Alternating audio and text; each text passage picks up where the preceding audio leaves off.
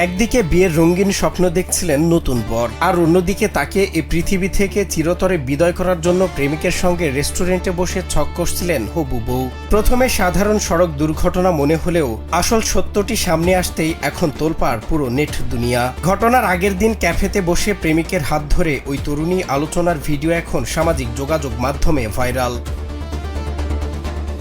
এই নিষ্ঠুর ঘটনার শিকার হয়েছেন ব্যবসায়ীর ছেলে কেতন অগ্রওয়াল, আর পেছনের মূল কারিগর তারই হবু স্ত্রী সিয়া গোয়াল ও প্রেমিক চেতন চৌধুরী। যাকে মনে প্রাণে বিশ্বাস করেছিলেন কেতন, সেই শেষ পর্যন্ত এমন ধোঁকা দিল।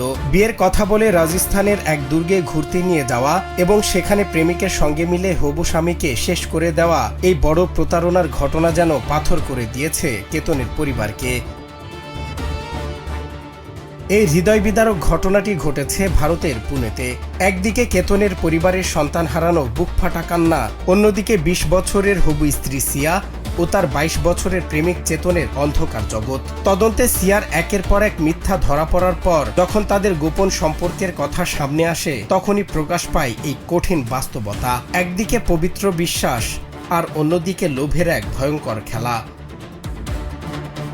পুলিশ জানায়, ১৮ জুন বিকেলে পুনের একটি ক্যাফেতে সিয়া ও চেতন প্রায় ১ ঘন্টা বসে পুরো ঘটনার পরিকল্পনা করে। সেই সিসিটিভি ফুটেজ এখন ফেসবুক ও অন্যান্য মাধ্যমে ছড়িয়ে পড়েছে। পুনে গ্রামীণ পুলিশ জানায়, সিয়া ও চেতন দুজনের বিরুদ্ধেই গুরুতর অপরাধ এবং প্রমাণ নষ্টের অভিযোগ আনা হয়েছে। ইতোমধ্যে আদালত তাদের দুজনকে পুলিশি হেফাজতে পাঠিয়েছেন, যা ভারতের একাধিক সংবাদ মাধ্যমে জানা গেছে।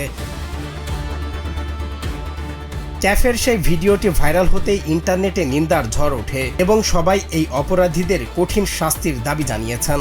অনেকে প্রশ্ন তুলছেন, বিশ্বাসের সুযোগ নিয়ে মানুষ কিভাবে এতটা পাষাণ হতে পারে? আইনের আদালত হয়তো এদের শাস্তি দেবে, কিন্তু কেতনের পরিবারের মনের ভেতরে যে শূন্যতা তৈরি হলো, তার বিচার কি কখনো কেউ করতে পারবে? সজল বিশ্বাস, নিউজ ডেস্ক, বাংলা টিভি।